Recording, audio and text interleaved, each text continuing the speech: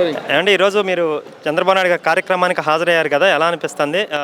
దిశానిర్దేశం చేశారా రాష్ట్ర భవిష్యత్తు గురించి కానివ్వండి, పార్టీ భవిష్యత్తు గురించి కానీ ఏమనిపిస్తుందండి ఈరోజు సెషన్ చూసింది? నారా చంద్రబాబు నాయుడు గారు 175 అభ్యర్థులతో 25 మంది ఎంపీలతో ఇవాళ ఆయన వర్క్షాప్ పెట్టడం జరిగింది. ఈరోజు ఆయన చెప్పడం ఏంటంటే గత 5 సంవత్సరాల నుంచి ఏమి జరిగింది, ప్రజల్లో ప్రతి గడపకి, ప్రతి సందులో, ప్రతి బామ్మకి కానీ, ప్రతి అన్నకి, ప్రతి తమ్ముడికి వెళ్ళి మీరు జరిగిన విషయాలు జరిగినట్టు మీరు చెప్పి ఏం జరిగింది, ఇప్పుడు ఏం కావాలా, మీకు మంచి కావాలా, మీకు చెడు కావాలని కోరుకుంటానికి ప్రతి కార్యకర్తకి, ప్రతి నాయకుడు మీరు ప్రతి గడప గడప తిరగమని ఆయన చెప్పడం జరిగింది. మేము ఒకటే అంటున్నాము, గత 5 సంవత్సరాలైంది, 5 సంవత్సరాలు పూర్తిగా అయిపోయినాయి. అయినా కూడా ఈ సైకో జగన్మోహన్ రెడ్డి వెళ్ళేటప్పుడు కూడా, అంటే ఆయన జైలుకి వెళ్ళి కూర్చునే ముందు కూడా, అంటే 55 రోజులు ఆయన టైం ఉంది. 50 అంటే 55 రోజులకి మనం గెలుస్తాం కాబట్టి టీడీపీ పార్టీ, ఇంకా ఒక 10 రోజులు ఆయన పతనం ఆయన స్టార్ట్ అవ్వాలిగా, ఎందుకంటే పాపం పడడానికి ఒక 10 రోజులు పట్టింది. ఇంకా 65 రోజుల్లో పోయి ఎక్కడ చంచలగూడ జైల్లో కూర్చుంటాడా, రాజమండ్రి జైల్లో కూర్చుంటాడా అనేది ఆయనకే తెలియదు. అట్లాంటి సమయంలో కూడా వెళ్ళేటప్పుడు కూడా ముసుగు వేసుకొని డ్రస్ అనేది ఏదో కొన్ని వేల కోట్లంట, అది విశాఖ హెరాయినో గంజాయో ఏదో సంథింగ్, పిల్లలకి పెద్దోళ్ళకి యువతకంతా కూడా మత్తులో ముంచటానికి, అంటే ఈ మత్తులో ముంచేసి ఈయనకి వెళ్ళి ఓటు ఫ్యాన్ తిప్పుతారేమో ఈ మత్తులో ముంచుదని. అరే బాబు, నీ నూక చెల్లించేసి, ఇంకా నీ నూక చెల్లి ఈ భూమి మీద కూడా అయిపోయింది.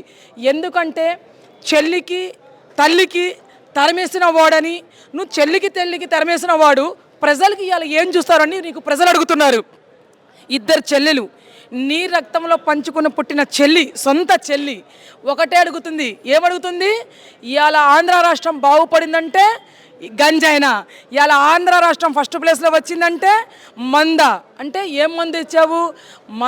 అసలు అది ఎవరు కూడా తాగలేనంత మందు, అంటే సారాయిలో, ఆ మందులో, మత్తులో ప్రజలకి ఈ ఆంధ్ర రాష్ట్రం ఉన్న యువతకి కానివ్వండి, ఈ మొగోళ్ళకి మొత్తం ముంచి పడేశాడనమాట.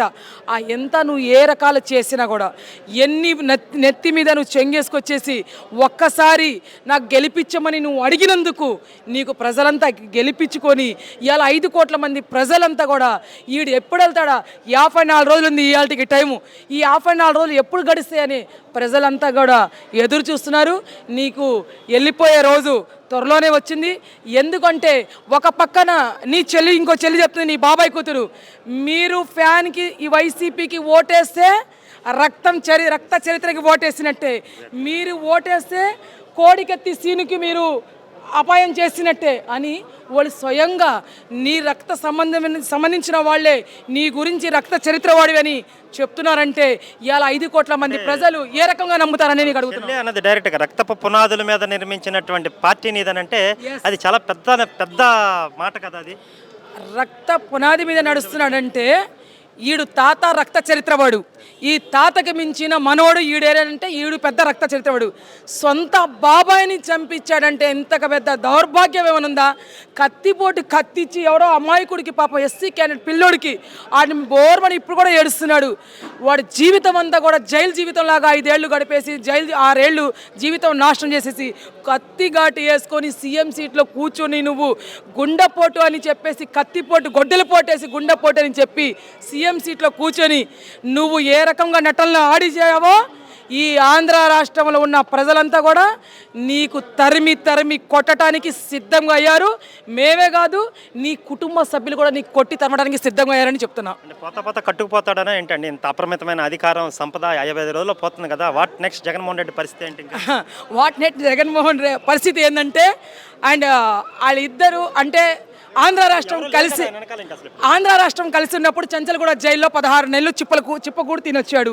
సో ఆంధ్ర రాష్ట్రం ఇప్పుడు ఎందుకంటే ఆ చంచలగూడ జైలు నుంచి వచ్చాడు కాబట్టి ఆంధ్ర రాష్ట్రంలో ఉన్నాడు కాబట్టి రాజమండ్రి జైల్లో కూర్చుంటాడా, తిహార్ జైల్లో కూర్చుంటాడా అనేది ఆడికే అర్థం కాక వెళ్ళేటప్పుడంతా కూడా ఈ మూట కట్టుకొని వెళ్ళవు.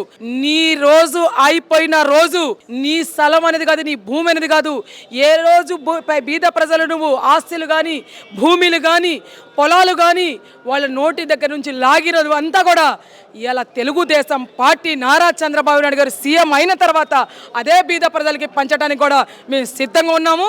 అరే బాబు, నీ నూక భూమి మీద చెల్లించడం అయిపోయింది.